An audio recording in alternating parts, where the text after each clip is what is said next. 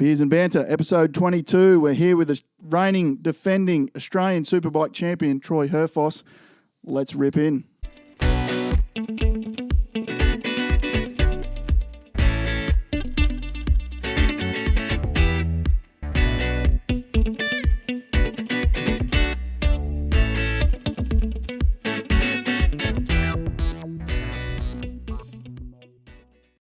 Well, Troy, thank you. Thanks for coming. Yeah, thanks for having me. Welcome. We actually call this place the Sweaty Box. It's not too bad this afternoon, but in the summer months it gets quite warm in here. So thanks for joining us. Yeah, no worries. I'm just down the road in Varsity, and it's the same in my garage, so all good. Nice and warm. Dillsy, how's the Red, weekend? how are you, mate? Yeah, good, mate. Good. How are you? Troy, how are you, mate? Thanks for coming along. Thanks for having me. Groundhog Day, no sleep again for the weekend. Yeah, it seems to be a common theme at the moment, doesn't it? Now I know how Fatty Finn. Do you remember Fatty Finn when we were kids? No. I've lost his already. No. He used to Your listen. namesake, wasn't it? He was, yeah. He used to listen to Don Bradman on the Crystal set. It was a movie. It was a good movie. Look it up. Good story. Anyway, late nights. I lost a bit of sleep last night, only to be heart ripped out at about 1:15 this morning when they got the runs. I couldn't believe it. Yeah, I seen a bit of a recap, but don't follow the cricket all the time. But very, very disappointing to see we lost it. Sort of had it in our hands, really, didn't we? They did. I don't know. I kept falling asleep and kept waking back up again. And every time I did, we'd have got a couple more wickets. And I thought, we're going to get them here. We're going to get them. And then I think they were about 9 for and still had 70 odd runs. Yeah, 78 to go. I thought we got them. Yeah. And then I woke back up, and that was that decision they couldn't review. They'd wasted their review on a nothing, and then couldn't review the actual what was actually out, and which that's a blight on cricket when the whole world can see it's out, it should be out. Oh well, technically they're out of review, so we can't give it out. I actually heard later on today that Tim Payne's come out as captain and said that he takes full responsibility for. Obviously, he's the one that appeals the decision. Yeah. So he went upstairs an over or 2 overs earlier when it was going down leg side, and I think it was just a wild throw at the stumps. To be honest, it was never out, but obviously he burnt that last review. Yeah. And then, as it turns out, Lyons was, in the replay, it was plumb LBW. Apologies, massive oversight on my part. You guys want a beer? Absolutely. I'd love one, thanks. Can't believe it took this long to get them out, Red. But yeah, so I think disappointing for Australia. They and you hear some of the comments from the experts and the commentators around the world. They're saying that the innings by Stokes was, one of the all-time greatest innings. It's one of the greatest Test matches of all time. What about the stand by the tail ender? Yeah, I mean that was a 70 partnership, and I think he made one. Well, he might have made a single, towards the end there. Yeah, right near the end. But, from those 78 runs, I think he only faced about 14 deliveries. Stokes just, obviously when it got to that 9th wicket, Stokes went for broke, and it was unbelievable. It was. It scares me that maybe that's woken up the English and we could be in trouble now, but certainly makes it exciting. We won't dwell on that. We do have a super guest in the studio tonight. A little bit of footy though. This is a big weekend. It was, yeah. Obviously getting closer and closer to the finals. It's the AFL now. It's got 1 week. They got to bye this week before the finals, but NRL still 2 rounds to go.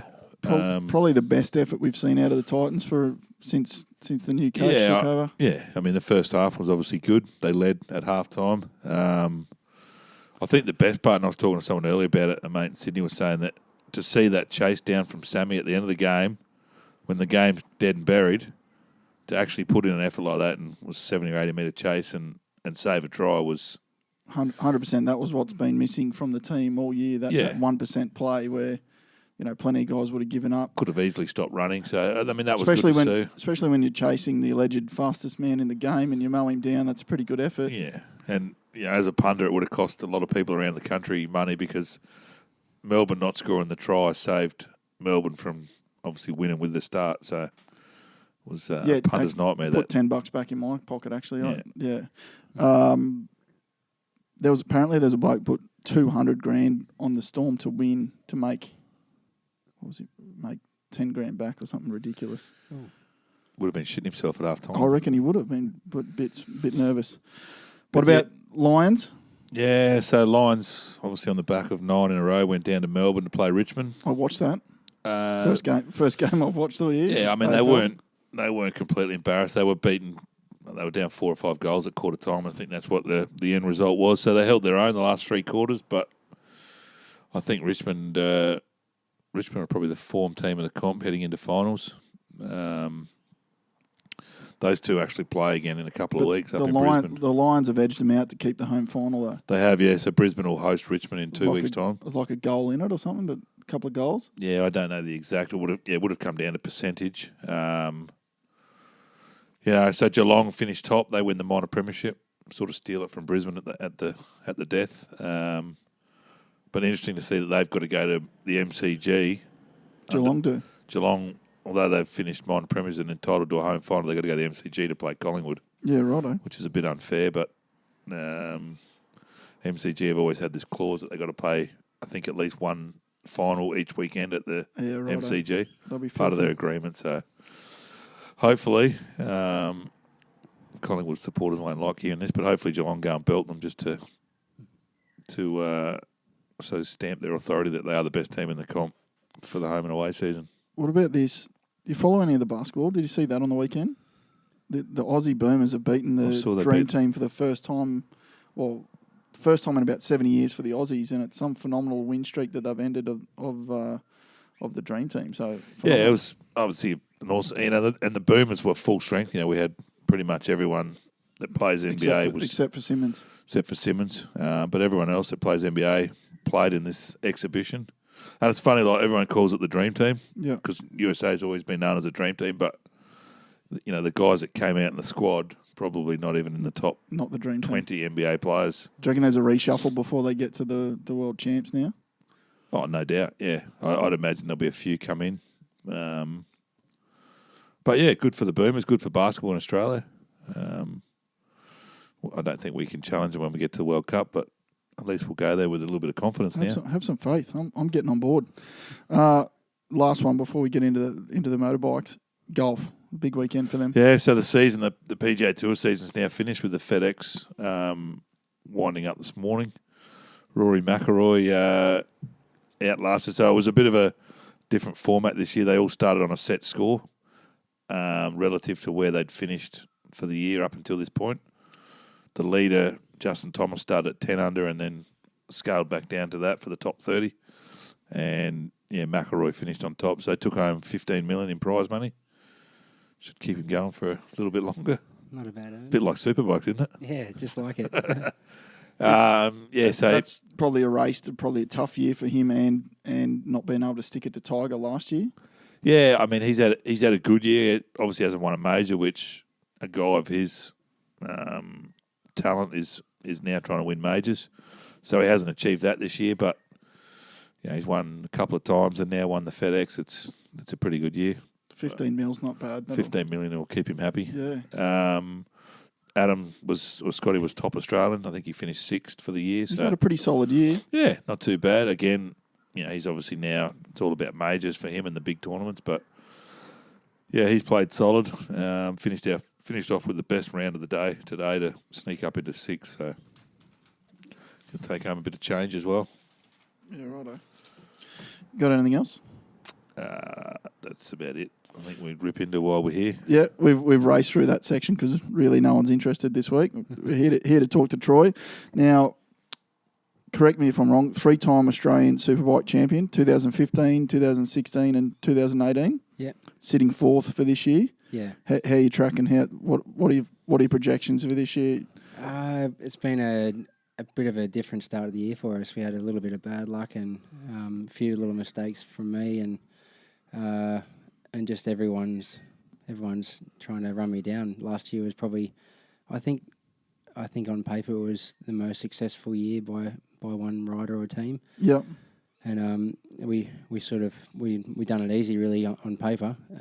The races were hard, but the results say we done it pretty easy. This year it feels like everyone's just stepped their game up. So all the manufacturers are doing well. No one's had too much bad luck at the moment. Yep. So there's really 6 of us that are a very realistic chance of winning. Yeah, righto. So the next round's down in Winton in Victoria. That's 3 to go. And it's sort of getting to that point now where someone's got to sort of grab it and go with it. So hopefully it's me. Good stuff. So in fourth, how far currently behind the leader? So 25 points for a win. There's 6 races to go, and I'm only 15 points off the lead. Okay. So close. So top 4 are within 15. Yeah, I think even 5th and 6th are within one race. So, yeah, within 25 points. So when you've got that number 1 plate on, I'm sure it makes you a bit of a target. It does make things a bit harder, like qualifying and stuff like that. It's sort of a bit like a push bike race sometimes. You're out looking for a toe, looking for someone to follow, and if you're the number 1 guy, everyone's sort of wanting to follow me. So For sure. yeah, obviously when I'm racing against the number 1, they've got a target on their back according to me too. So it's just the way it is in any sport. I think everyone gets to the top, and that's sort of hard, and then it's even harder to stay in the lead. A lot of champions say that, don't they? That's Yeah. the hardest one is the second one. Yeah. So before we dive more into your career, for those that are listening, and obviously us, Matty and I, are not massive bike followers, but We're novices. Where does Superbike fit as far as, obviously you see the MotoGPs and the different, I suppose, levels? Where does Superbike fit in amongst, or what's the difference between Superbike and MotoGP, for example? Yeah, the easiest way to explain, because most people are familiar with V8 supercars. V8 supercars is a superbike, and a Formula One's a MotoGP bike.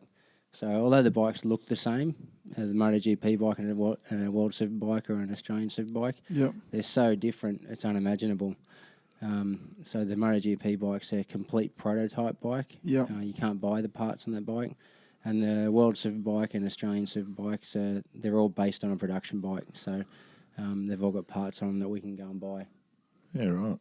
So Phillip Island, for example, what does your bike get up to down the back straight at Phillip Island?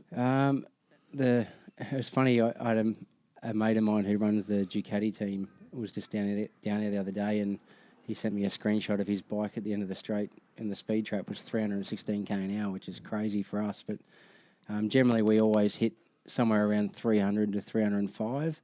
The MotoGP bikes will always hit between sort of 335 and 340. Still fast enough, isn't it, on 2 wheels? That's phenomenal. Yeah, I can't imagine the extra 20 km an hour is going to feel too much different. I'm still shitting myself at 305. What I was going to ask you is, what if anything with 2 wheels? You seem to be pretty handy. Whether it's the was it the Troy Bayless Challenge? Is that like a mixture of a dirt and a tarmac? That's just dirt track, and then I've done some tarmac and dirt combination, and I think I've just always been an all-rounder. I don't know, I just love riding a bike to the best I can. I love competing. So what I was going to ask you is, what's more dangerous, riding a superbike or riding a pushy around the streets of the Gold Coast? Definitely the push bike's more dangerous. Like I see some people on the road and think, no wonder we're getting abused. Like, people ride in the middle of the road everywhere, and no road sense. It's frustrating. Now, I saw a result too. You're shaking up the bike riding, the cycling world. You've turned up at a race unannounced and won it. Is that looking at it too simply, or a couple of things I saw? Basically, you've come from nowhere and beat some pros in a race. Yeah, a few. Every year I get as fit as I can around Christmas, and I do the national championship. A couple of years ago, I didn't win it, but I was just a nobody there, and had a really good day. It's a 10k circuit, 180k, so 18 laps, and I got caught 9k to go. Oh no! I was in the breakaway all day, and then I left the breakaway, and I was on my own, and all the pros swept me up in the last few k, and I ended up finishing sort of in the bunch. But it was a big day, and it gained a bit of talk around the cycling world, and I was the guy in the black kit and that no one had heard of. But that was pretty cool. Is there more ambition there to give that more of a nudge, or is it just purely a hobby or a fitness thing that you like to enjoy? Or it's a real passion for me. If I was 10 years younger, and if I was 20 years old, I'd definitely be keen to see where I could go. Just because the thing that drew me to it was coming from Superbikes is, like, I rely on my team and my bike a lot. It's a sport where if you don't have a good set of tyres and a good engine and a good team around you, you really struggle. Whereas the push bike, I got onto it to get fit, and I realised, geez, I'm my own engine here. I can do as good as I want to do. It's all up to you. Yeah, so that's what sort of drew me to it, to competing on the push bike, is that the fact that your own engine, you can control your destiny a little bit. But and then I met Emily, my now wife. I met her at a bike race, and she's really competitive too. So we're just always riding and racing now. So whenever I'm not on the motorbike, I'm on the push bike. Fair enough. So let's go back to, as a kid, what obviously grew up in Goulburn. What got you into bikes? Did you have a property down there, or was it just as a kid you're always on a bike? Yeah, my dad loves dirt bikes, and I think the story goes I was at the racetrack 4 weekends out of the first 6 weeks I was alive. So yeah, Dad was just always riding had no motocross. chance. Yeah, had no chance, and yeah, and growing up in Goulburn, a small country town, every weekend you're trying to get out and ride, and we had a little or a big property, 100 acres, which in Goulburn isn't that big really, but so I was riding my bike around every weekend. Didn't compete heaps when I was a kid. I just wanted to ride everywhere really, motocross and enduro and dirt track, and sort of realised I had a bit of speed, and Dad started taking me away to the races a bit, and then the problem was when I turned 16, I couldn't pick which discipline I wanted to do. I just wanted to be an all-rounder. Yeah. But Dad was always at me to don't be good at everything, be great at one thing. Yeah, I'm glad I picked the road racing. It's a lot of fun. And you're killing it. So a bit of a theme on the podcast is the Gold Coast. We're mad Titans fans, but more so, Gold Coast athletes, and we spoke about it a little bit before we started recording, is the Gold Coast is full of world-class athletes, and a lot of people probably don't even know when they walk past them down the street that they're whether it's John Wayne Parr or yourself, or there's all these different athletes that have triathletes and swimmers that are based here on the Gold Coast. Yet we always talk about how our footy teams can't make it here on the Gold Coast. But how did you end up from Goulburn to the Gold Coast, and what drew you to the Gold Coast as an athlete? Yeah, when I was a kid, when I was old enough to drive and look after myself a bit, it just the climate, and there was a lot of people doing stuff. It was easy to go and get fit because people are just outside riding their bikes, and there's a few tracks for the motocross bike around here, and just the climate coming from Goulburn in winter. You've really got to want to be out there, and that's one thing I've noticed. And I always, I'm not a massive football fan, but I do wonder why aren't they doing that good? And I've noticed over the last 4 or 5 years living here, like winter now, I think that it's a bit tough. And I just got married. Climatised. I just got married, and all my friends and family come up from Goulburn, and it's winter. It's cold in the mornings, and they're out on the bike with their summer kit on, absolutely frothing off it. And I think to myself, maybe we just all go soft up here because we get used to how great it is. Get spoiled. Definitely. And we're way too spoiled. Yeah. But Ugg boots come out. Yeah. If it dips below 23 degrees. Yeah.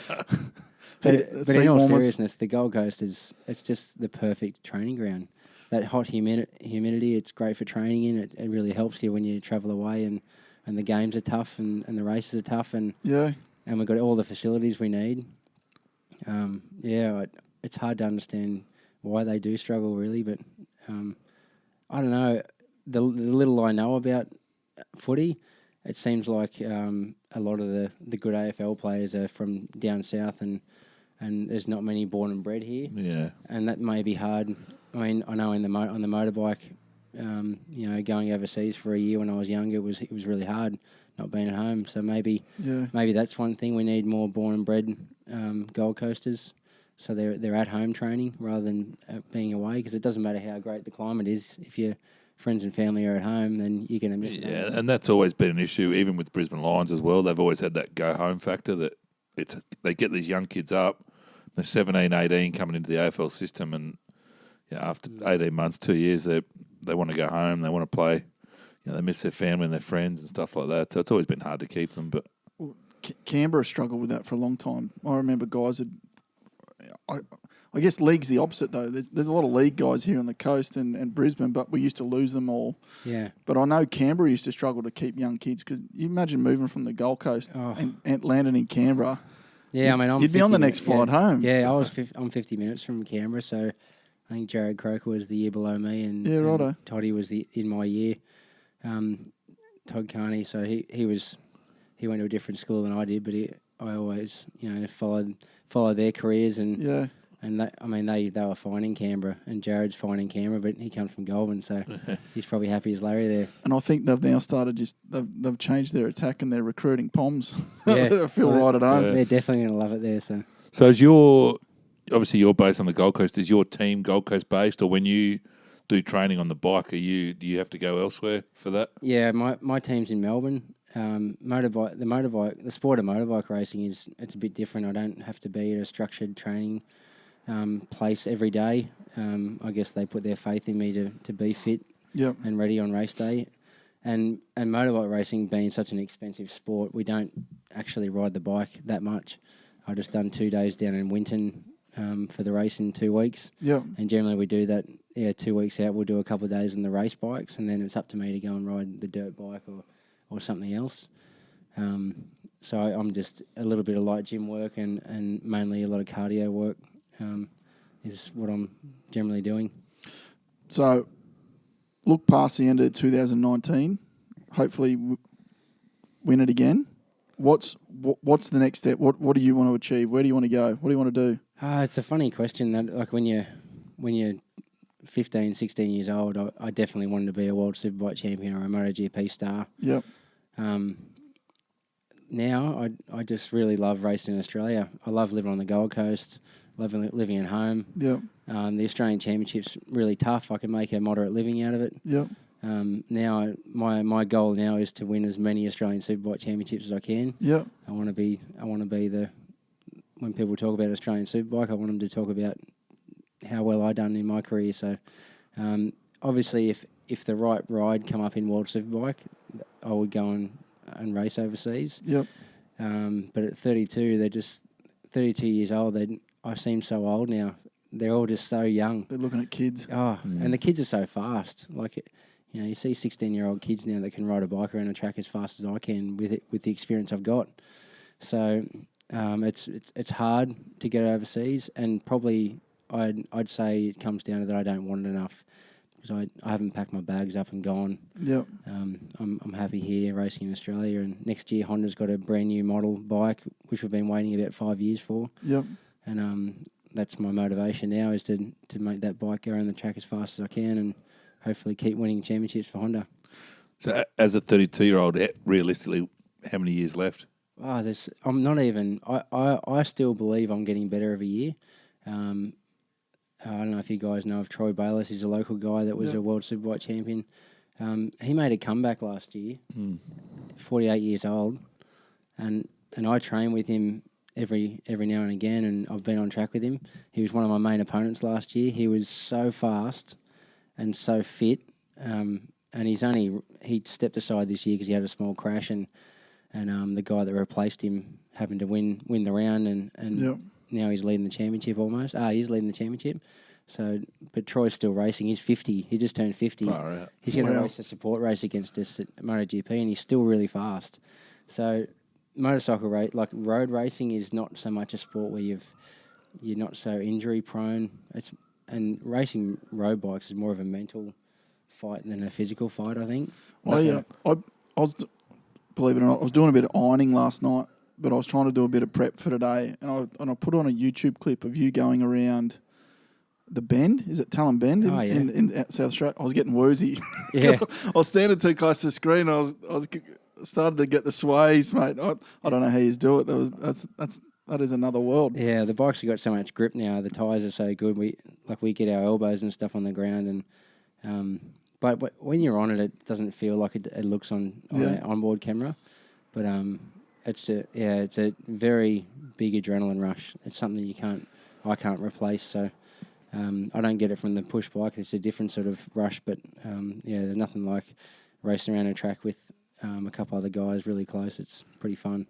So, you go, big guy. No, I was just going to say you touched on it just before, but the mental side of obviously the motorcycle racing, and it's a common theme with the few guests that we've had in. They all talk about the mental part of their game, and then it led into when we had Whitey here, the mental part of him now being a businessman. But I'd imagine in your game that there'd be nothing. I mean, it'd be huge mental battle or mentally tough to get to that top level, elite level? Yeah, I think it's the biggest thing, and I think that's where they can keep bringing the younger guys through, but that's something you can't learn. I think you've got to have experience to have that side sort of working for you. And I notice like things now seem so not easy, but it's so going to the next round, even though the championships sort of come down to the wire and the pressure's on.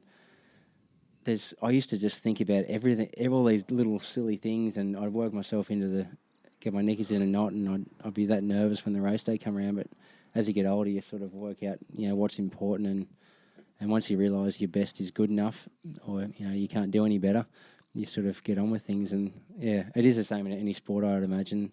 You said you're coming from golf, like that's the most frustrating sport in the game for the average person. Yeah, I mean it is, isn't it? Like all the guys have all spoken about that, and it's a common theme amongst top athletes is that mental strength, I suppose, or that the belief in themselves and the confidence in what they're doing. Yeah. But I could imagine sitting on a bike. I mean, I've never done it, but sitting on a bike, 2 wheels doing 300 kilometres an hour, you've got to be strong enough, mate. You've got.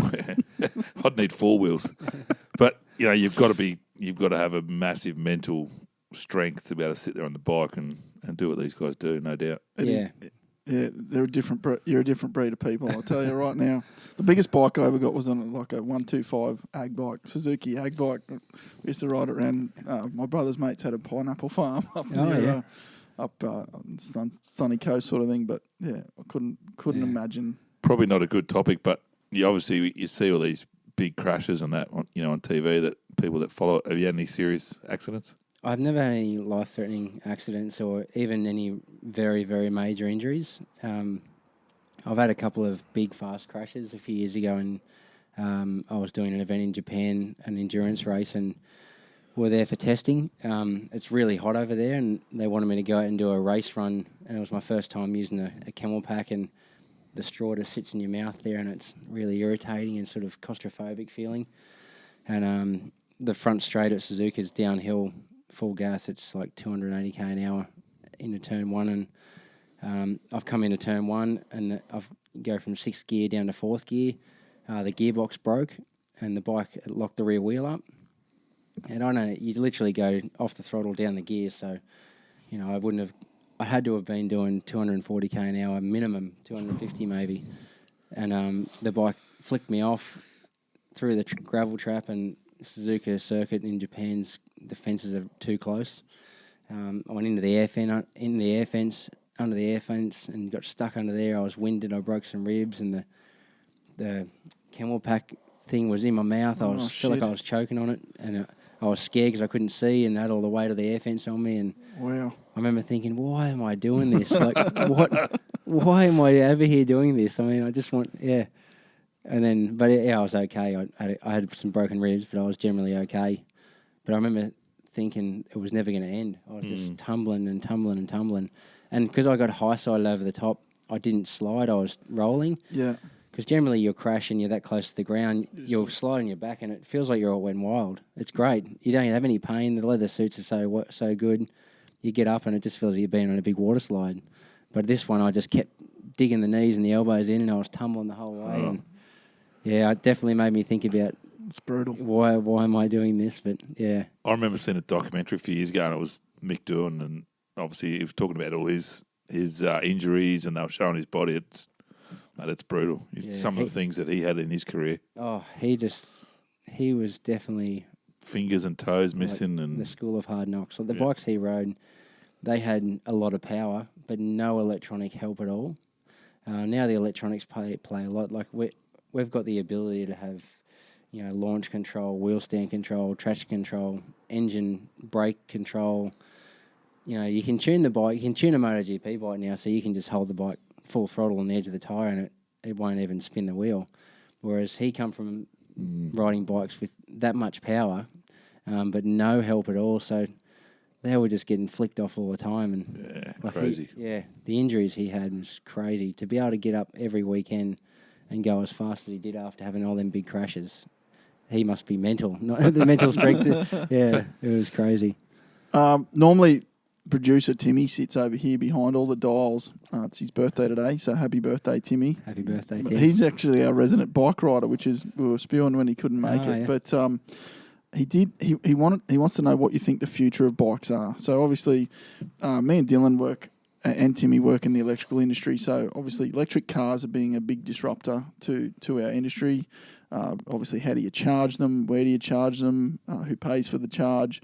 And obviously, I've just bought my first hybrid, so I've got a big battery in the car. That ugly blue thing you saw out the front. It's Titans blue. So the question is, where do you see the bikes going? You know, they're racing electric bikes already, but you know, mainstream. Where do you see them? Yeah, it's hard. Actually, the e-MotoGP class just started this year, and one of my good friends is one of the riders, and so I've talked to him a little bit about the bike, and I mean, you know, without making it sound like he hates it, it's not a MotoGP bike yet. Like they're still in the early stages, but I think we can't avoid it, and it's unfortunate because it's, you know, as a motorsport fan, you're drawn to motorsport. First thing is the sound. Like, yeah, you want to hear the engine, and I think it's going to be very different to ride an e-bike to a petrol-powered motorbike. The feeling will be a lot different, and it's really going to make it so much more important to have a good, you know, computer guy to make the bike go good. I don't know. At the moment, they're heavy and slow, so it doesn't appeal to me at all. I don't want to go that way. But I mean, obviously, with development, they're going to be really fast and probably lighter, and it'll be good. But well, a bit different to cars where you can hide the battery somewhere. Where the bike, I suppose you got to. It's all on. You're sitting on top of it. So. Yeah, and they're so heavy, and like they only race them for 8 laps because they run out of charge, and they're really slow. And yeah, at the moment, it's just like why are we doing that? But anyway, I think it's. I guess it'll evolve over time, like the car has. Yeah. Yeah. Have you got any more questions? No, the only one I was going to say, growing up and obviously always wanted to be a motorcycle guy, who was your idol? Who'd you look up to? Mick Doohan. Yeah. Yeah, Mick Doohan and Troy Bayliss. So. You might have just pinched. I forgot to clue you up before the show. We do 3 questions to finish when we have a special guest. Oh, yeah. So it's sort of like first thing that comes to your head, but you know we usually dive into it when we like the answer. So what we'll do, we're gonna get into those. So first one is, where's your favourite place on earth to have a beer? Favourite place to have a beer? Oh, there's probably a few places. I love it down in Bright, in Victoria, in the summer. Yeah, beautiful spot. Yeah, and a bucket of Coronas down at Nobby's. Yeah. I like it. That's hard to beat. Yeah. Where would you have a beer down in Bright? Down at the Bright Brewery. Down at the brewery? I didn't know there was I haven't been there for 20 years. Yeah, so. the Bright's got a massive brewery there, so yeah, they got a big selection of beer. Yeah, nice. Yeah, it's good there in the summer, actually. I have to check. Yeah, we spent a few. We used to go down there when we were kids. Yeah. In the summer, so it was pretty good. You'd go for a swim in the local creek. Freezing cold. So it's December, January, and it's still freezing. Icicles. Second question: favorite athlete of all time? Oh, I reckon. I used to always say Lance Armstrong, but I feel so bad for saying that. No, I think, not that I'm a massive tennis fan, but I just think Roger Federer is just the perfect sportsman. Yeah. He's always fit. Cool. He's always motivated. He's always fair. Humble. He always does his best. Yeah. And last question. So, you can have any 4 people from history over for a barbecue and some beers. Who do you invite, and what are you cooking? So alive or dead, doesn't matter. All right. Well, I'm going to say Lance because I want to know all the cycling stories. My granddad Wally. Yeah. He's passed away. Maybe Valentino Rossi. Anton Senna. Hey, Big one. Good. That's good. Yeah. That's cool. I like those. What I eat, sorry. What are you cooking? What are you cooking?